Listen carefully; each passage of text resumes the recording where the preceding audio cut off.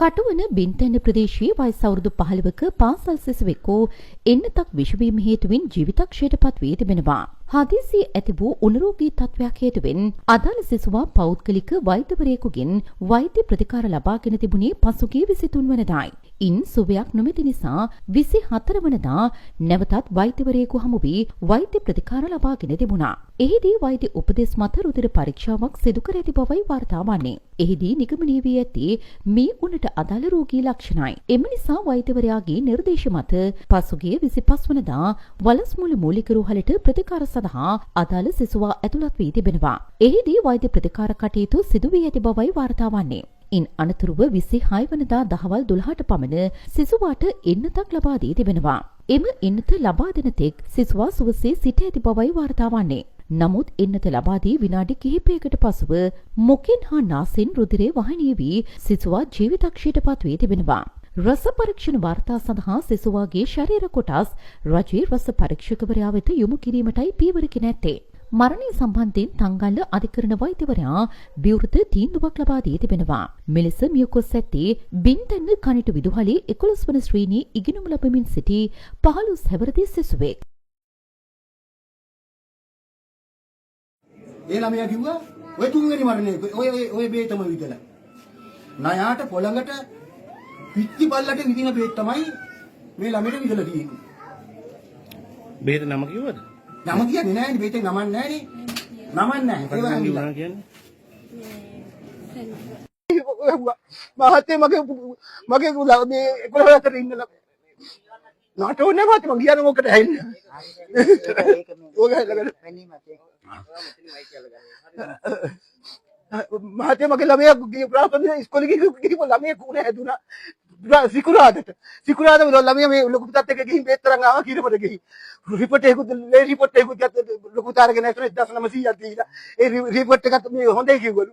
ඊට පස්සේ සර් මොකද මේ බ්‍රේක් ගෙන එක වේලා මේ ළමයට බේත් බොන්න දුන්නේ ලේට අඩුනේ තිත මම කිව්වා තව ඒ බේත් ටික දෙන්න එපා.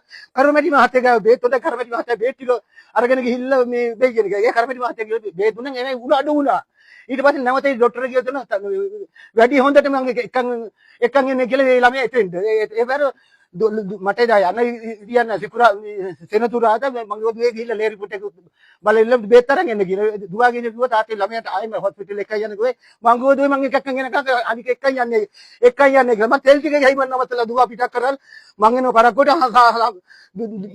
බාල දුවා එකන් ගියා එකන් ගිහිල්ලා හොස්පිටල් එකේ නතර කරලා ඉවිල්ලා එදා සඳුදට එළියෙන්න අම්මා ගියා කෑම හිකුතරන් කෑම එකක් ගෙන් බත් ටිකක් කාලා ඉන්නකෝ ඒ අමතරව අම්මේ මට එන්න ඩාය අම්මාට කෑ කෑ කරගෙන දුන්නු කකා නිකන් ඉන්න ආගා මම කන්නේ ආගා කියලා එතෙන්දී අම්ම කෑ කරේ හිකුයි කරන තියෙන්නේ ගිහින් දැන් ඔපිඩි අම්මේ ඔය එළියට යන්නේ දැන් ડોක්ටර් ලෙන්ලා වෙන ආවේයි මම බෙට් මේ කිව්වන් අම්මා එළියට බහලා තියෙනවා අම්මා එළියට බහලා තියෙනවා ඒ අතර ගිහිල්ලා මේ රත්න දුවන් නායක මේ අත දෙන්නේ බේතක් විදින්න කියලා අත ඉල්ලගෙන බේත විදින ළමයි යන්නේ කැකර එකක් අකයි මේ කැකර එක කරන අතර මේ අර ගේනල් බේත විදිලි වෙලා බේතර විදිලි විනාඩි දෙක මේ අර ආපු එක්කෙනා අර බේත විදිලා එහාලලා ගාවට යන වෙලාව නෑ ළමයි පගේ පරානේ ගිහින් තියෙන ඉක්කාවක් ඇදිලා ගමන් දෙකක් තුනක් ඉක්කාව හැදුනා ඒකයි පරානේ ගිහින් තියෙනවා නිසි ආකාර රාජකාරී නිසි තොරතුරක් මේක හරියට රාජකාරියක් කරගෙන මං කියන්නේ ඉහළ පහළ පන්තියේ ඉඳන් ඉහළ පන්තියට සම්පූර්ණ වැව්ව කැපුම් කොටුම් කරපු රියලුත නාම මේ මරණ කරේ සම්පූර්ණ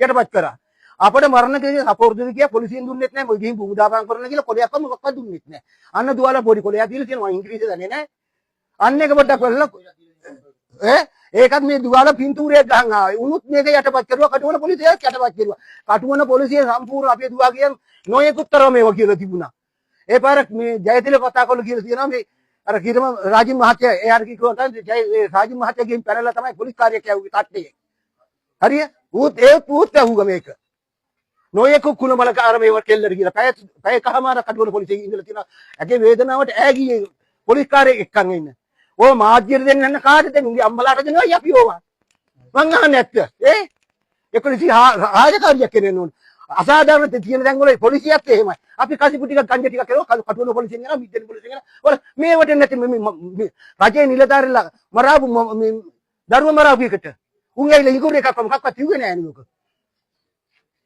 පොලිසියෙන් එන්න එපායි. ගමේ මිනිස්සු එකෙන් මැරලා තියෙනවනම් ගමේ මිනිස්සු එකෙක් මැරලා තියෙනවනම් කියලා ගැන ඇවිල්ලා අර සිංහල මෙහෙ සිංහල තොරතුරු හොයනෝනේ. ඉස්පිරිතාලේ මුම්මරුවන් පස්සේ ඒව තොරතුරු නෑ.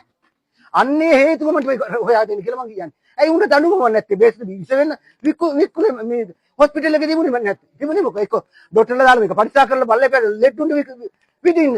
මේක මට ඉතින් යාගෙන කිසි මිනිස්සු වෙන්න ලබා දෙන්න කියලා මං කියන්නේ මේක මට. එතන හිටිය නේසක් මං අහුවා එතන හිටිය ලෙඩුන්ගේ ගහ මොකද වුනේ කියලා. මාමේ මෙන්න මෙහෙම කිව්වා අර ළමයා කැකරක කතා හිටියක විද්‍යාව ගිහුවා බේතක් ඇවිල්ලා රත්න දුන්නා අත දෙන්න කියලා විද්දම් විනාඩි අනිල් ලෙඩා ගාවට යනකොට කොහොම යාගේ පරාණි ගියා කිව්වා.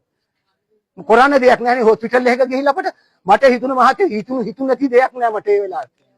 මට හිතුණ නැති දෙයක් නෑ ඒ වෙලාවට. දැන් අපිට දුන්නේ මොලකටත් හැමතැනම කපලා මූණ අර ඔළුවත් කපලා නේ ගයින්ඩර් වලින් කපන ආගෙන ඔළුව කට ගෙනියන්නේ කියලා අතන දැන් පරිසා කරන්නේ මොකද වේත විස වෙලා කියලා අපිට කියන්න තිබුණානේ මේක. ඒක වේත නිකාම විත් එකක් වක්කඩේ කඩාපුවා කියන්නේ උන්ට පරිසා කරලා බලන්න ඕනේ වේත් ටික. දින පැනලද ඒව නෑනේ. අපේ අතින් යමක් වුණා නම් අදත් එල්ලුම්ගත් හරි ගෙනියන්න තාමත් හරි ගහන වෙච්ච දිද්දි මුණ්ඩ නෑනේ මේවා. තව 50කටත් මැරුවා. ඔය තුන්වෙනි මරණේ. මගේ හිංගම කෙනෙක් ඉන්නවා සංගල්ලේ. ඒ හිංගමයි මේ සමාධිලංගෙන් කෝල් කරලා තමයි ඉක්මනින් මරණේ ගත්තේ. නැත්නම් අත ගෙන් හම්බ වෙන්නේ නැහැ. උන් සේරම යටපත් කරනවා. අරෙන් කෝල් කරනවා මෙහාට කෝල් කරනවා. ඒ විදිහට දෙපැත්තෙන් කෝල් කරලා අපේ ඒ හිංගමයි සමාධිලංගී තමයි මේක මට ගොඩාක් උද සමාධි නංගිගේ මහත්තයයිම තමයි මරණේ ගන්න මට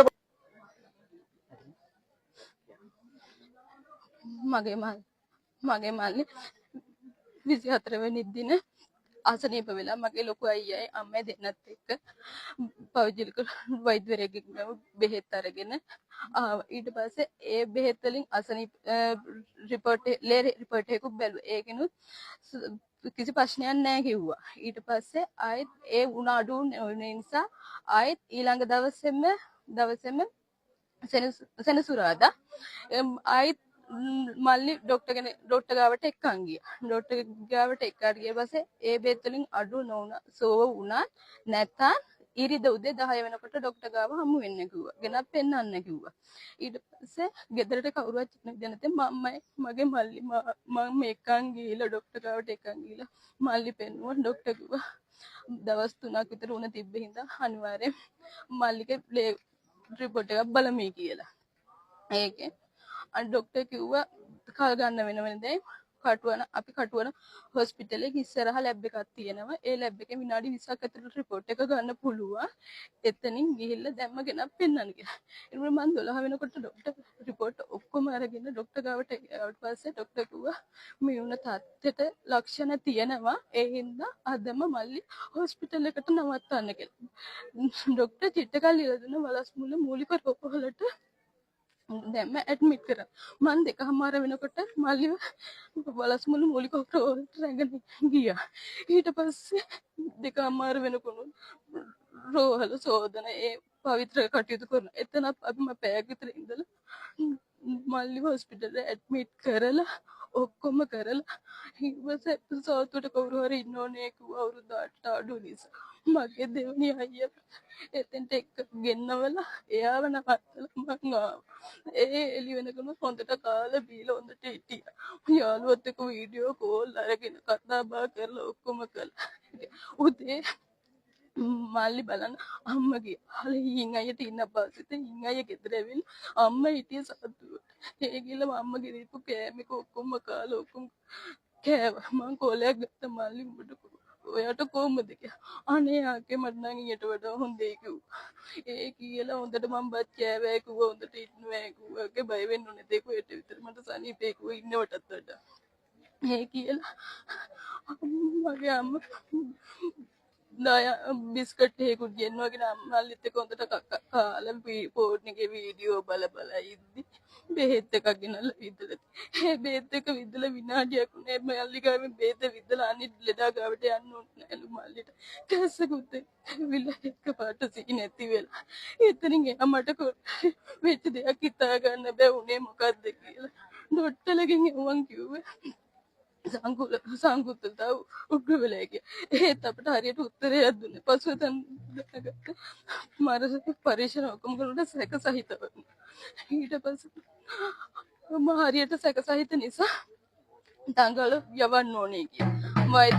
මොකද්ද බේතෙන්ද වෛද්‍ය බේතෙන්ද වෛරසය හින්දා නේද නිසාදයි කියලා තංගල් හොස්පිටල් ගෙනියනකොට මං කියන්නේ මගේ මල්ලි මට අත නැති වුණා මං කියන්නේ මගේ මල්ලි වගේ තව සහෝදරයෝ ළමයි ඉන්න පුතු ඉන්න මේ රටේ ඔකට මේ වෛද්‍යවරුන්ගේ වරද බේතකේ වරද හොඳට සුදුසු සාධාරණයක් ඉෂ්ට කරලා දෙන්න මගේ මල්ලි අද නැති වුණා තව ඉස්සර ජීවිත කී දෙනෙක් රටේ අනාගතේ බාර ගන්න ඉන්නවද ඒ කට්ටිය අනාගතේ බේර ගන්න මේකට සාධාරණයක් ඉෂ්ට කර මේවට වැඩ පිළිවෙලක් යොමු කරලා දෙන්න කියලා